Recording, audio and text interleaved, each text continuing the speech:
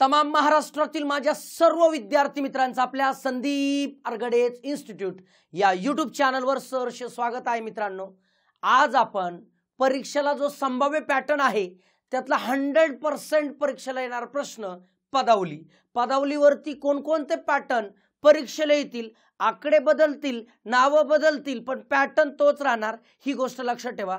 सध्याच्या परीक्षा पद्धतीला याच्यावरती 100% प्रश्न येणार, कारण मागच्या परीक्षा जर पाहिल्या तुम्ही, इव्हन झालेली राज्यसेवा असू द्या किंवा मागच्या प्री मेन सगळीकडे ह्या टॉपिकवरती प्रश्न आलाय। म्हणजे तुम्हाला आत्ता येणाऱ्या परीक्षेमध्ये याच्यावरती प्रश्न येणार हे हमखास आहे।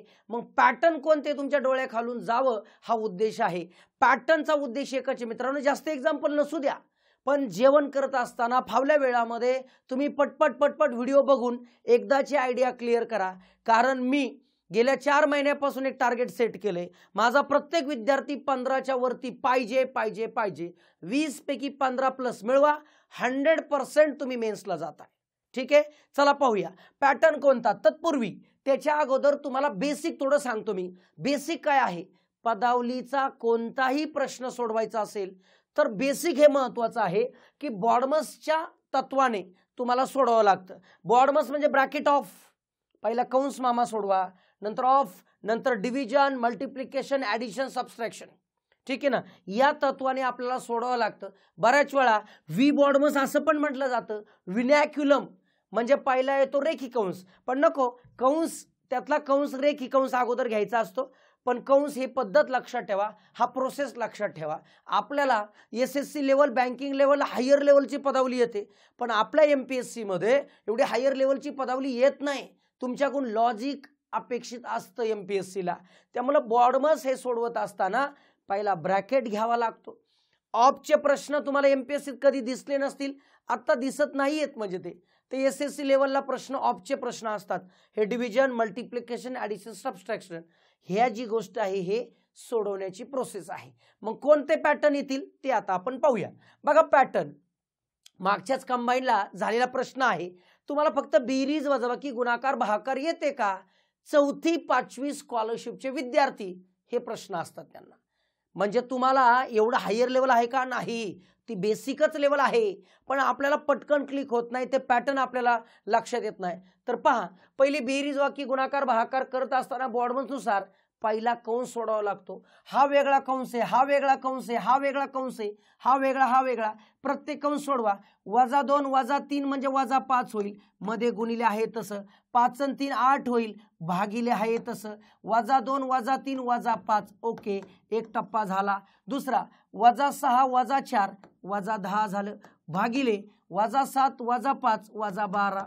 ठीक आहे मित्रांनो, भागिले, आता बाबा ठीक आहे कंस सोडवला, आता मी भागाकार करणार, पण इथं गेलो 8ला 5ने भाग जात नाही। भाग जात नसेल, ज्याला भाग द्यायचा आहे त्याला जर भाग जात नसेल तर त्याला मदतीले गुणिले आला असेल तर करून घ्यायचं। म्हणजे ह्याचंच होतंय काय बघा, तर 8ला 5ने न भागता 5 48 म्हणजे -40। बघा मी इथं लिहितो, प्रोसेस खाली लिहूया। तर 5 48 म्हणजे -40 आला, भागिले -5 छेद -10 भागिले -12 आहे तसंच। मित्रांनो एक गोष्ट लक्षात येते, भागिले म्हणजे छेदाच्या ठिकाणी लिहिणं। आता हे असं जर लिहिलं तर सोडवायला सोपं जातं, कॅन्सलेशन पटकन येतात। बघा -40 -5 छेद मोठा, इथं किती -10 -12। मित्रांनो वजा भागिले असताना गायब होतं, म्हणजे हा वजा गेला, 5 48 म्हणजे वरती राहिले 8, बरोबर, वजा गेला, 2 10 2 12 म्हणजे आलं 5/6। हेच उलट होईल, म्हणजेच 8 गुणिले 6/5 म्हणजेच 8 48 48/5, 5 9 45 आणि 5 30 म्हणजे 9.6, ऑप्शन नंबर 4 बरोबर। म्हणजे बॉडमसनुसार पहिल्यांदा ब्रॅकेट, नंतर भागाकार, नंतर गुणाकार, नंतर बेरीज, नंतर वजाबाकी, ह्या तत्वाने फक्त जायचं असतं। आयोग तुमच्याकडून फक्त बेसिक तुमचं क्लिअर आहे का एवढंच पाहत असते, हायर लेवल नाहीये। प्रश्न कसे पॅटर्न येते पहा, पूर्व असू द्या, मुख्य असू द्या, याच प्रकारचे पॅटर्न येतात, लक्षात ठेवा। साधा आपण बेरीज वाकीचा पॅटर्न पाहिला। आता बघा, जर असा एक पॅटर्न येतो की तुम्हाला चिन्हांची रिप्लेसमेंट सांगतात, प्लस जिथं दिसेल तिथं भागिले घे, जिथे गुणिले आहे तिथं वजा घे, जिथं वजा आहे तिथं गुणिले घे आणि जिथं भागिले तिथं प्लस घे. मग बस रिप्लेसमेंट चेंज करा. 39 आहे तसाच, प्लसच्या जागी भागिले घ्यायला सांगितलंय 13, मायनसच्या जागी गुणिले घ्यायला सांगितले -11, गुणिले जागी -12 घ्या आणि भागिले जागी +3 घ्या. मग मित्रांनो चालू झालं आपलं बॉडमस. कंस आहे का? नाही. मग भागाकार, पहिला भागाकार करून घ्या. चला भागाकार केल्यावर काय येते? 13 त्रिक 39, 3 गुणिले 11 वजा 12 अधिक 3. चला भागाकार संपला. आता गुणाकार करणार. 3 गुणिले 11 33 वजा 12 अधिक 3. आता वजा अधिक मध्ये एक गंमत असते विद्यार्थी मित्र, कुठं फसतात बघा. 12 आणि 3 15 करतात.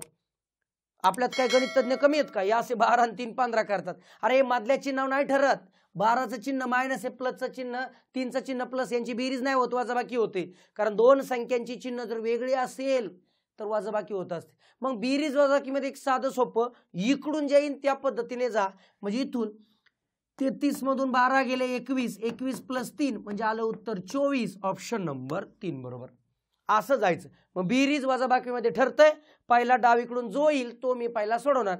चालेल, काहीच हरकत येत नाही. असा पॅटर्न एक लक्षात ठेवा. पुढचा पॅटर्न त्याच पद्धतीचा चिन्ह न देता एखाद्या लेटरच्या जागी रिप्लेसमेंट देतात बघा. जिथे पी दिसेल तिथं मायनस घे, जिथं क्यू दिसेल तिथे गुणिले घे, जिथे आर दिसेल तिथं भागिले घे आणि जिथे एस दिसेल तिथं प्लस घे आणि हे समीकरण सोडव. असं इतकं डोळ्याला कॉम्पॅक्ट वाटेल असं चिटकून देतात. म्हणजे तुमच्याकडून एखादं लेटर, एखादा आकडा विसरावा हा उद्देश असतो. मग पहा, 50 क्यू म्हणजे गुणिले, पुढे आलं 4 का 42, 42 बरं का. बर, आर म्हणजे काय? भागिले आणि पुढे आला 6, पी म्हणजे काय रे? वजा 10, एस म्हणजे काय? +8. बघा चिन्हाच्या जागी रिप्लेसमेंट. इथं क्यू आहे, इथं आर आहे, इथं पी आहे, इथं एस आहे. क्यूच्या जागी गुणिले घेतलं, आर जागी भागिले घेतलं, पी जागी मायनस घेतलं, एस जागी प्लस घेतलं. मग चला पहिली प्रोसेस काय आपली? तर पहिला टप्पा बॉडमसनुसार भागाकार.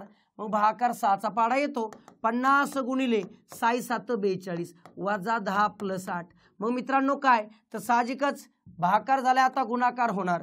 गुणाकार होत असताना 5 7 35 म्हणजे 350 वजा 10 + 8.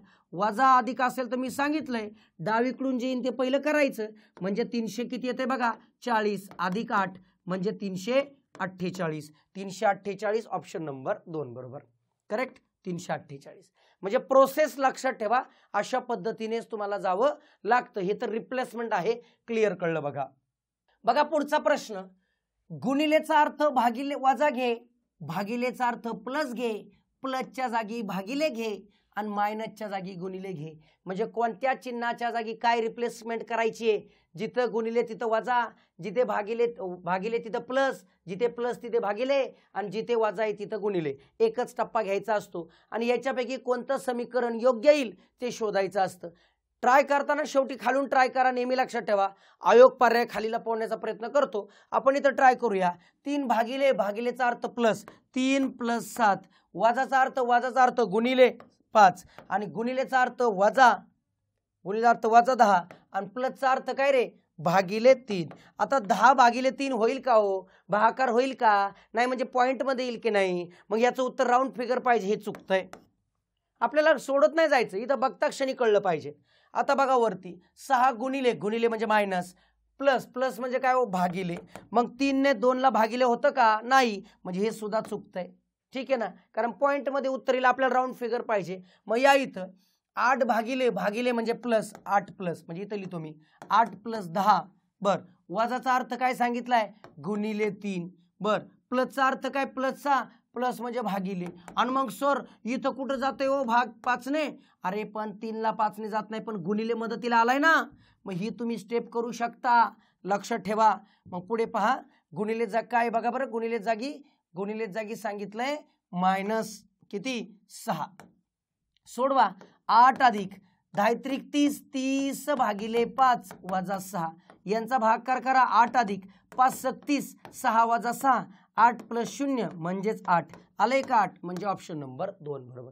ह्या प्रकारचा पॅटर्न परीक्षेला येतो. त्यामुळे जेवढे काय पॅटर्न संभाव्य आहेत ते सगळे ह्या व्हिडिओमध्ये आपण घेतोय. पुढे तशाच प्रकारचा पॅटर्न असा एक येतो की तुम्हाला एक समीकरण दिलं जातं, त्याच्यावरून सोडवा सांगतात की बाबा ही पदावली सोडवा, पण कशी सोडवा? दिलेल्या समीकरणातील दोन चिन्हांच्या आदला बदलीमुळे, म्हणजे खाली दिलेल्या पॅटर्ननुसार आदला बदल करायची. म्हणजे जिथं गुणिले दिसेल तिथं प्लस ठेव, जिथं प्लस दिसेल तिथं गुणिले ठेव, एकच टप्पा, बाकीचे चिन्ह बदलायचे नाही. आणि मग समीकरण कोणतं बरोबर येईल ते बघा. यांच्या चिन्हांची आदला बदल करून 17 उत्तर कोणते चिन्हांची आदला बदल करून येईल तेवढं फक्त शोधायचं. म्हणजे जिथे गुणिले दिसेल तिथं प्लस ठेव, जिथे प्लस दिसेल तिथं गुणिले ठेव. बघा 2 गुणिले प्लस ठेवणार 3, प्लस 1 गुणिले ठेवणार 6, वजा 12 नो चेंज भागिले नो चेंज. बघा याचं उत्तर 17 येतंय का? बघूया. 4 ने 3 ला 12 ला 4 ने भागलं चालेल. 2 अधिक 3 गुणिले 6, 4 त्रिक 12, 3 भागाकार झाला. आता गुणाकार करणार. 2 अधिक 3 सक 18 वजा 3. चला आता भागाकार झाला, गुणाकार झाला. आता बेरीज करूया. 20 वजा 3 17. हो, म्हणजेच ऑप्शन नंबर 1 बरोबर, चिन्हांची आदला बदल. बघा पुढचा एक पॅटर्न येतो की तुम्हाला स्वतःहून ओळखावं लागतं की कोणत्या चिन्हा जागी काय ठेवायचं. म्हणजे लॉजिक तुम्हाला इथं ओळखावं लागतं. जसं की बघा 54 आणि 6 चं उत्तर 9 दिले.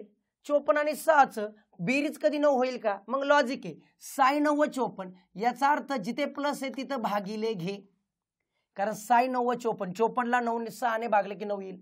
13 आणि 4 चं काय 17 होईल प्लस, म्हणजे गुणिले तिथं प्लस घे. 19 आणि 5 चं 14 म्हणजे काय होईल वजा, बरोबर.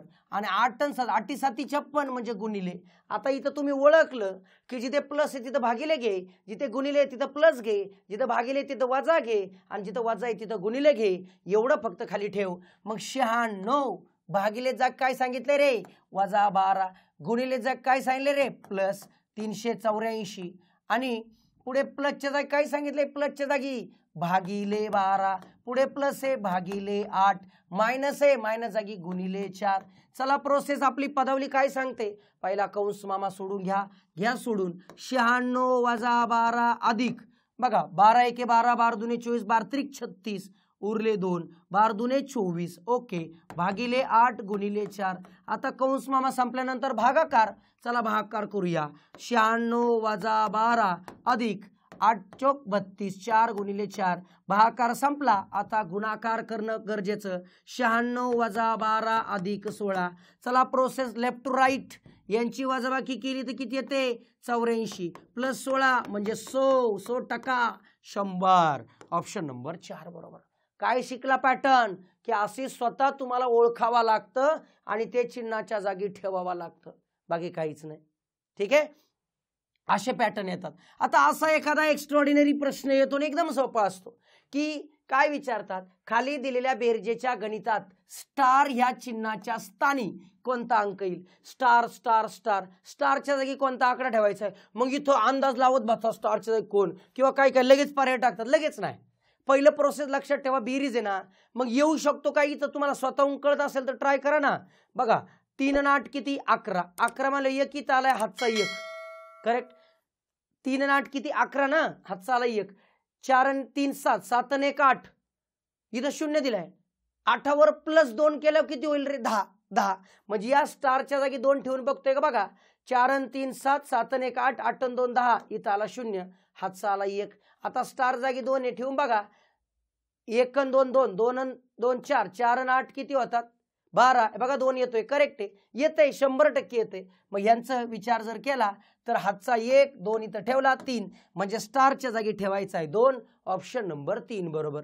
म्हणजे एखाद्या चिन्हाच्या जागी खालीलपैकी कोणता पर्याय ठेवल्या नंतर योग्य येईल ते विचारलं जातं. हा एक पॅटर्न. ठीक आहे. आणि पुढचा एक शेवटचा पॅटर्न तुमच्या परीक्षेला येतो. तो पॅटर्न असा की असे आकडे देतात सारखे असणारे, 1 अंकी 2 अंकी 3 अंकी 4 अंकी. अशा बघा 4 44 444 4444 डॉट डॉट डॉट. श्रेणीमध्ये 9 साखळ्या आहेत, म्हणजे 9 संख्या आहेत. अशा आपण यांची जर बेरीज केली तर दशांश ठिकाणी कोणता आकडा येईल? म्हणजे मित्रांनो हे तर लगेच कळायला पाहिजे, पण मांडणी कशी बघा. 4 44 444 4444 असं dot dot dot dot dot 9 संख्या आहे. अरे मित्रांनो बेरीज करत असताना ह्या प्रत्येकाच्या ठिकाणी 4 आकडा येणार आहे ना, म्हणजे 4 9 36, हातचा आला 3. 9 संख्या आहे ना, 4 9 36, हातचा आला 3. आता ह्या संख्या किती होणार? 8 होणार. कारण एक अंकी संपली.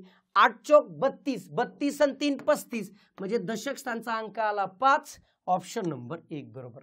कळलं? हे सगळे आकडे लिहायचे नसतात, तर आपल्याला हे लॉजिक कळलं पाहिजे. बस एवढंच तुम्हाला परीक्षेला गरजेचे आहेत, एवढेच पॅटर्न गरजेचे आहेत.